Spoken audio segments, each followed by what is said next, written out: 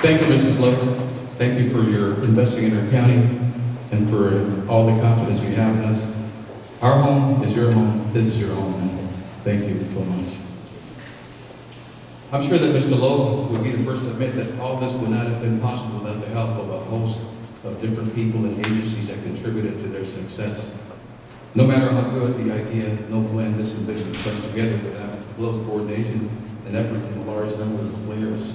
Our county executive officer and his staff have spent countless hours on this project, working with the Lowe's, Cahoon, pleading, and yes, sometimes threatening folks to get this thing done.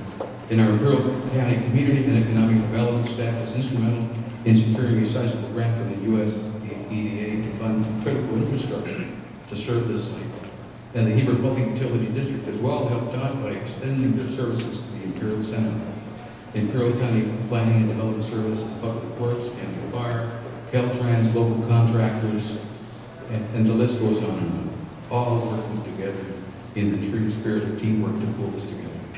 Of course, over the last year, our county has had some other challenges and accomplishments that I want to touch on. But let me start with a couple of those challenges. Last July, we were hit with several major weather events in rapid succession that caused significant localized flooding and damage to county roads.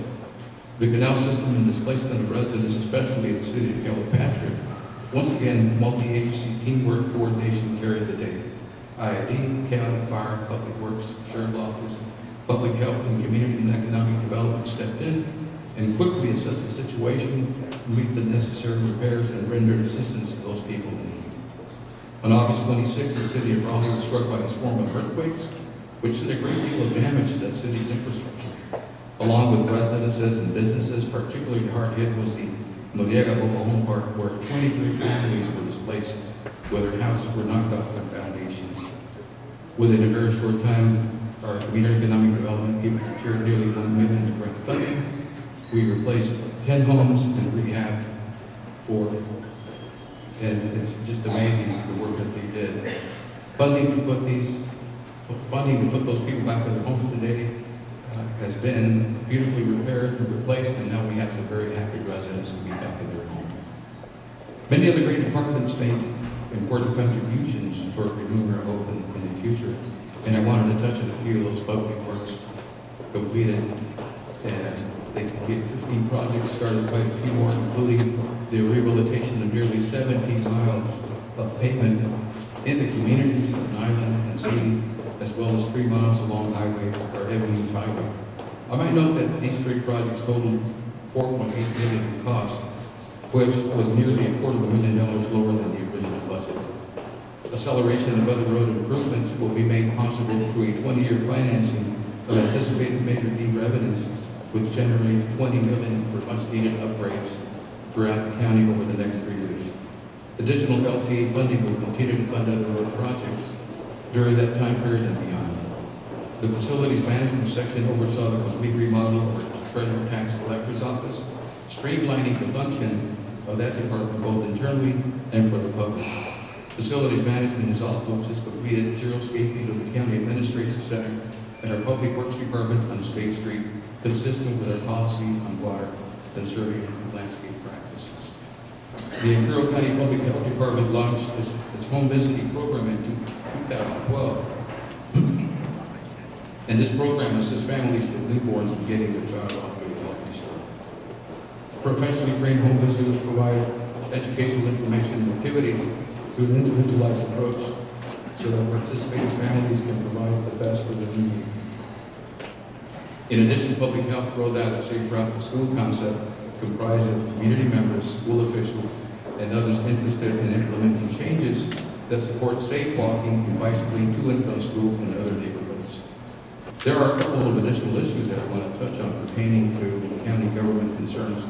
Though it seems that the worst may be over and the fiscal nightmares at the federal, state, and local level coming to an end, I should point out through it all, Imperial County has maintained an even keel. We have balanced our budgets, kept our workforce intact, and avoided most of the pitfalls that have affected many of the government agencies.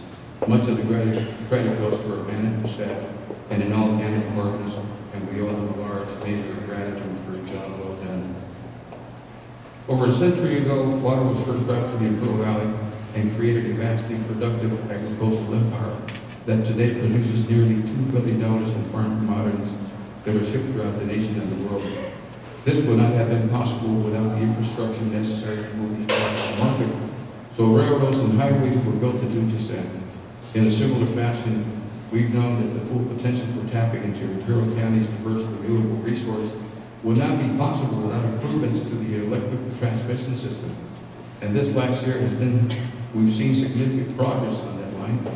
Last summer brought the completion of the long-awaited Sunrise Power Line, a 500 kilovolt energy superhighway that has the capacity for well over 1,000 megawatts of green power to feed into the California grid.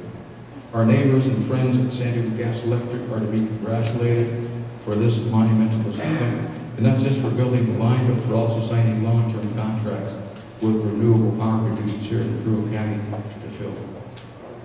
In addition, IED continues with upgrades to its network with projects like Midway, Bannister, Pathway 42, and its ongoing efforts to integrate generators here for the California Independent System Operator.